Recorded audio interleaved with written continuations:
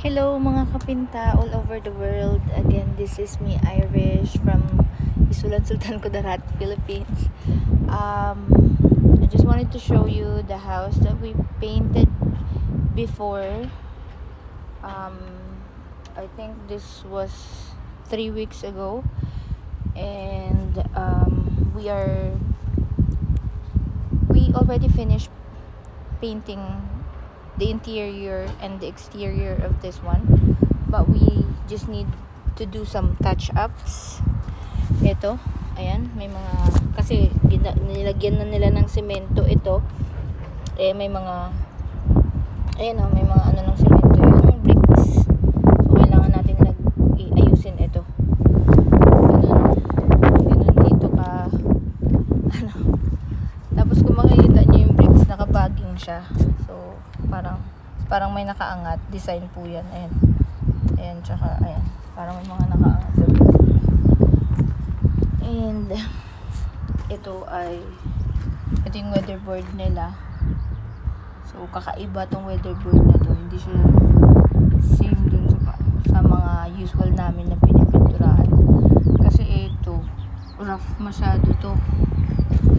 Hindi namin to sinanding, pero dahil maganda yung klase ng pintura, kaya hindi siya para siyang it's like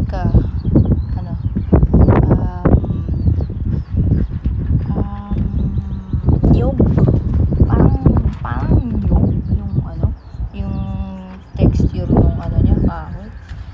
And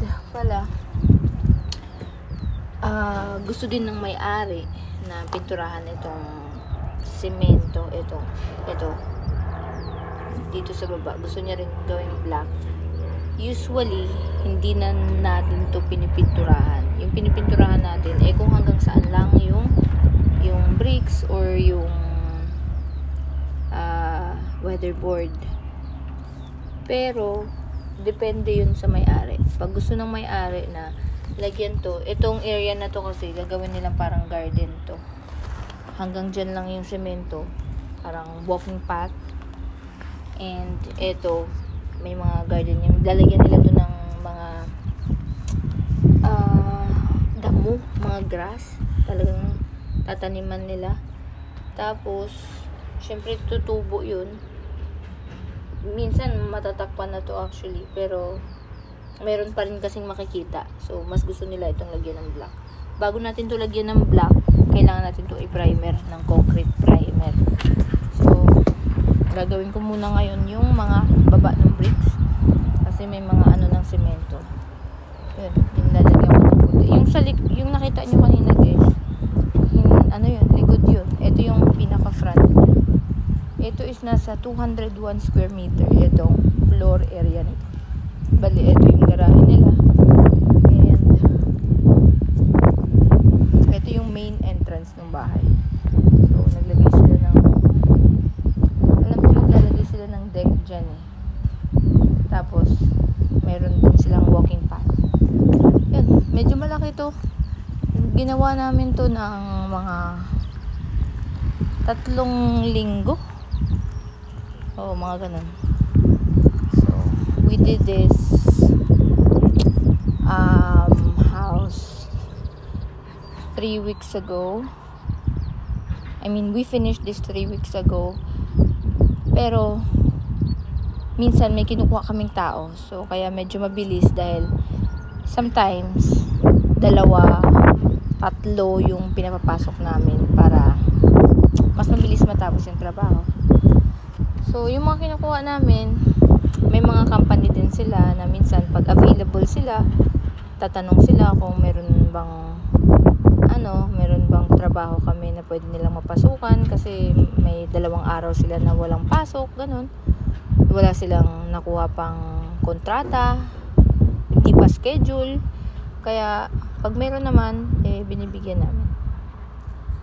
Basta hindi naman minamadali masyado ng may-ari yung bahay. So yan, pati pala yung soffit ang tawag nila dito. Parang kisame sa labas. Pinitirahan natin yan ng kaparas ng kulay ng bricks, pero magkaiba ng klase ng pintura. Ang hindi lang natin pininturahan dito is yung bubong lang. So lahat ito hindi na to kailangan pinturahan. Ayan, kung mapapansin ninyo, yung concrete na nilalagay nila dito is pinuputol-putol nila. May mga ganyan, may mga putol.